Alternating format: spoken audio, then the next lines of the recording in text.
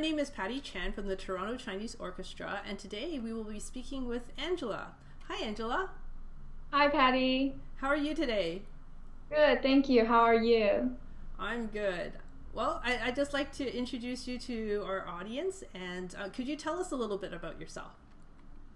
So my name is Angela, and I am a Yanching player. So I've been to Canada for a few years, and I joined TCO in my second year when I came to Canada. So it's my pleasure to play together with TCO. And how many years has that been now? It seems like you've been with us for a long time already. Yeah, since 2016, so I guess 4 years right now. Uh-huh. And what are you doing like for social distancing? Like how has that affected your life?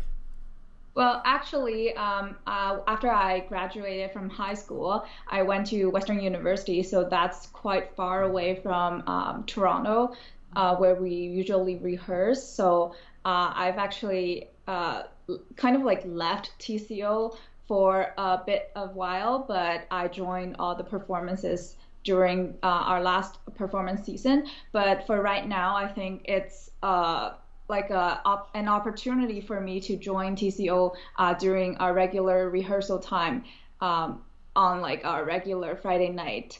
So it's also like I'm enjoying that. Yeah, our virtual meetings, Yeah, right? virtual gathering together. Yeah. Can you tell us about like what your musical background is? Like what instruments do you play? Do you play other instruments besides yangqin? Yeah, so I started with Yanching and then I picked up other instruments, for example, piano, cello, violin, and I'm trying to pick up other more like Chinese traditional instruments, for example, pipa and guzheng, but like I'm only good at playing Yanqing. The others are like so. So I'm trying to like learn how to play them better. That's great. So you really love music and playing instruments. Yeah.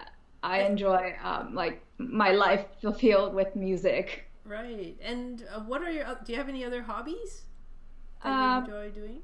yeah, other than playing music, probably do some sports. And yeah, for example, I do archery, but I enjoy playing music if I have time. So music is the toppest thing in my mind. Right. And what has made you kind of like continue with TCO even though, you had to go away for school, but you're back again? Like Mhm. what made you decide to continue with us, like and stay with us? So I actually didn't plan to leave. It's because I can't travel back, so that's the only burden for me not joining Hmm. TCO's rehearsal every week. But in terms of coming back, I think it's because it's really hard to find a group of like-minded people, especially in the Western culture, Western community. So I enjoy like staying with the people that they're sharing the same mindset and the same interests, so that we can have something in common, and then we'll together create the music pieces that we all like. Hmm. Yeah, that's. I think that we have a very special community Yeah. in our orchestra. Well, Mhm. I know that you have your instrument there, so I would love if you could just tell us a bit about it and introduce people to your instrument and maybe do a short demonstration. Sure. So, so in terms of the instrument, this is called the Yanqing.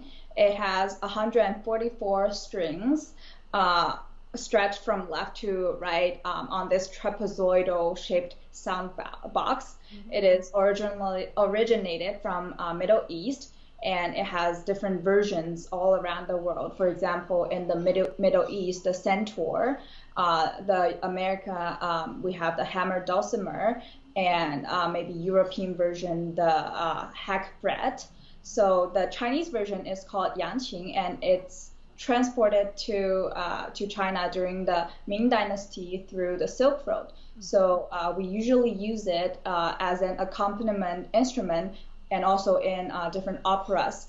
So, but on the other hand, beside being the accompaniment instrument, it can also be like a soloist instrument, just like how piano does. So that's why we also have a name called the Chinese version for piano, Right. and that's why we have like we have uh, the melody part and the chords part can be played together.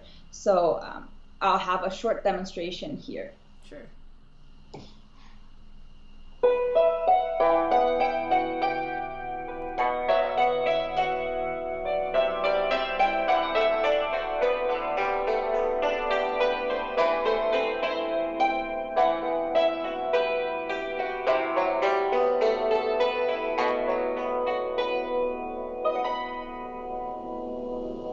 Yeah, so this is how we play it with melody and chords together. It's So beautiful. yeah, and another thing about Yanqing is that in the orchestra we usually sit in the middle, but because TCO we are making some innovations. So right now I'm sitting with the guzheng and the cello bass section on the side. So yeah, this is basically about Yanqing, and I hope everyone can get more information about what this instrument is. Oh, can you tell us about how you tune it? It looks really challenging to tune. So many Yeah. strings. So I don't know if you can see it. So on this side, this is the tuning part.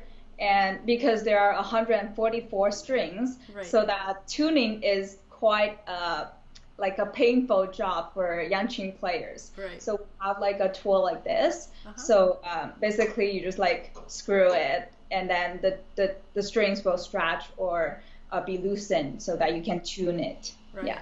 Yeah, it's a tough job. I know. I have seen many Yanching players struggle with tuning their instrument before a rehearsal. Yeah, exactly. Yeah, but it sounds beautiful, and Thank you. it must be very challenging to keep track of where all the notes are Yeah. and on the strings. Hmm. Great, thank you for showing us that. Thank you. So thanks again, Angela, for the demonstration. Let's learn something about you.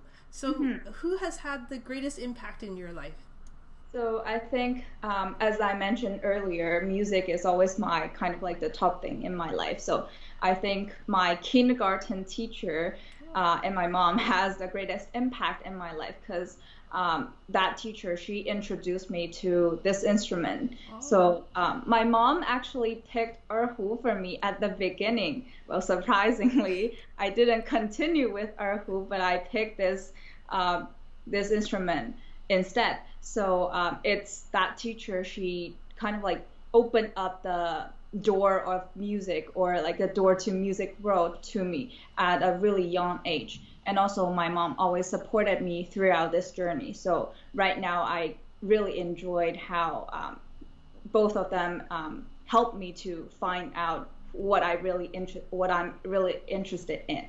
Right, that's great. And I know, like, as you're growing up, especially, it's your mom that has to drive you with the instrument Yeah. and everything too, because it's a heavy instrument too. Yeah. And you started in kindergarten. Yeah, at the age of 3. Wow. So you grew up with your instrument.